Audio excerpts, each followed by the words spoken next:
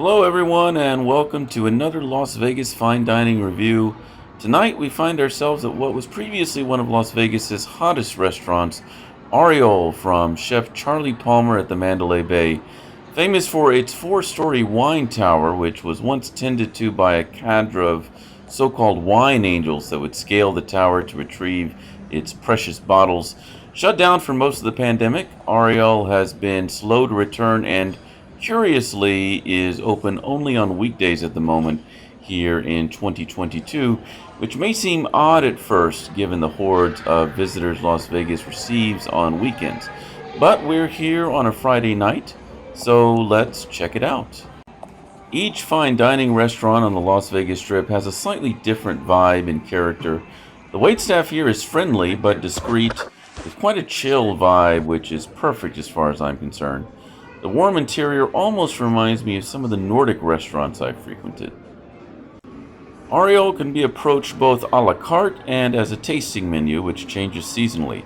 Tonight we'll be enjoying the tasting menu.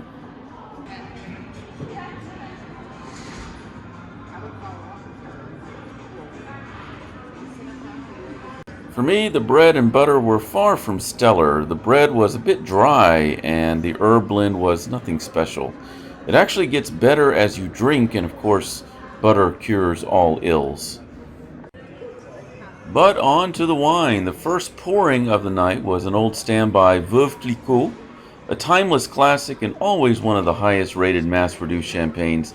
In my opinion, when you come to Las Vegas and pay strip fine dining prices, you're looking for something a bit more adventurous, avant-garde, or at least out of the ordinary. Nonetheless, Veuve is a known quantity and a very good one at that. Quite acidic with lots of breadiness on the nose, full of sour fruit character. This is an extremely dry wine, even for a brut. It was paired with lobster and caviar, which I found far more citrusy than expected, bursting with yuzu, which is almost a cliche in fine dining cuisine these days. The caviar really shines through, which is a good thing. Overall, there was a decent balance of flavors: acid from the citrus, salt from the caviar, sweetness from the gelée, and richness from the lobster, paired with the high acidity of the palate-cleansing champagne, which really extended the life of this dish, whose flavors improved with each bite.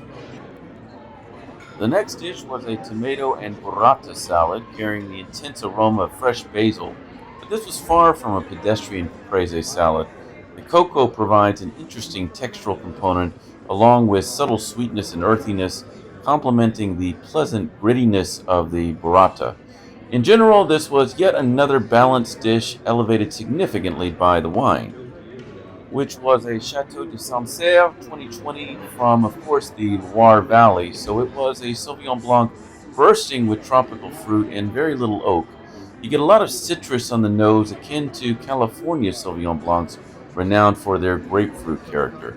The bouquet of this Sancerre adds layers of juicy pineapple with that strong finish on the palate. Now on to Germany with a Dr. Loosen 2020 Moselle Weyliner Riesling with minerality on the nose, almost akin to a chalky champagne and perhaps a hint of strawberry. This was a slightly off-dry Riesling with some residual sweetness and perhaps a slight hint of petrol, providing all the hallmarks of a German Riesling. The youthful tropical notes grew as the wine lingered in the glass, with the stone fruit really emerging and elevating the complexity. This was paired with an interesting dish of fogatini with popcorn foam. The fogatini really stood tall on their own, with perfectly cooked pasta filled with delectable goodness. The corn kernels were an unessential but pleasant addition. Frankly, I felt the popcorn, although well textured, was even more unnecessary.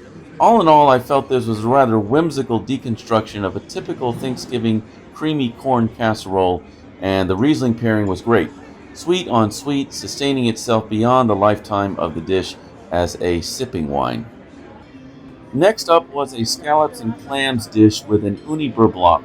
I felt the beurre blanc was rather nondescript, but the sear on the scallop was approaching perfection.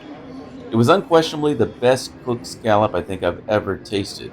And as for the pairing, I don't think of Chardonnays as good food pairings in general, but this one was surprisingly great as an accompaniment to some of the best seafood I've ever had, and what may have been the superstar dish of the night. And now let's talk about that Chardonnay, which was a Far Niente 2020 from Napa Valley, the 40th anniversary of this wine, aged in French oak. I detected intense minerality in the nose with a slight vegetal quality. I found this wine quite acerbic and off-putting for sipping. Despite such lingering bitterness on the palate, the food pairing proved quite successful. I don't think I've ever experienced an Opus 1 wine at a fine dining restaurant, but I guess there's a first time for everything. This Overture wine from a 2017 to 2019 block through a collaboration with Chateau Mouton Rothschild featured a jammy, fruity, oaky bouquet. My initial impression was that this would be a bit too fruit forward for an effective pairing with steak, but at $160 a bottle, I reserve my judgment. And now for the main event, Wagyu beef rib cap with shishito pepper, accompanied by a sauce in which the chef recommended the beef be dipped. The Wagyu was cooked to a perfect medium rare. It wasn't quite as fatty and succulent as some Wagyu beef, but I love the Japanese flair of this dish.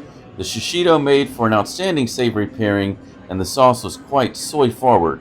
Frankly, I was surprised by the dearth of sides. The absence of something like a potato puree may be my biggest complaint, aside from the drier than expected Wagyu. But a primary redeeming factor here was the sauce, which provided two unique experiences for approaching this steak with and without dipping. At first, my fears about the fruit forwardness of the wine proved well founded, but with time, it grew more successful. There was a lovely palate-cleansing intermezzo consisting of a sorbet-like limoncello ice. This was simply very, very good irrespective of its palate-cleansing purpose, much like an Italian ice, but more complex and fresher. Just beautiful. The primary dessert here was a strawberry shortcake. Overall, I found this quite whimsical and complex, and a very good ending to a nice meal. It was just what you'd expect from a restaurant like this one, a retro dessert with a modern flair. The cake itself was great, with amazing tiny little strawberries.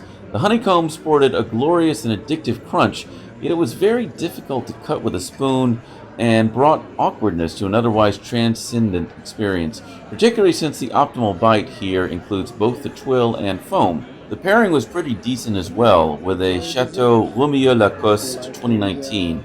I believe I've reviewed this wine before as part of a prior tasting, but in essence it's fruity, mostly like a really juicy peach.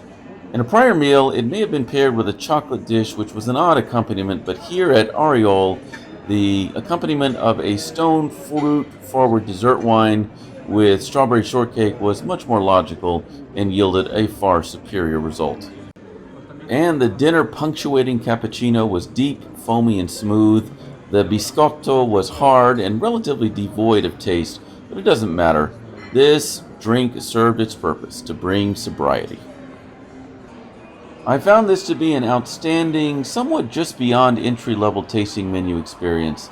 This is particularly true if you're wanting a relatively affordable tasting menu less than half the size of a 22-course meal that you may experience at Joël Bouchon or at the Cosmopolitan.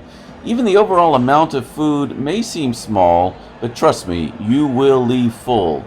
The wine pairing, which is priced separately, is a bit expensive, but you do get some very high quality wines, including the Veuve Clicquot and the Opus 1. Most of the wines served hover in the $50 to $150 bottle range in retail price terms at your local liquor store. Well, that's all for tonight.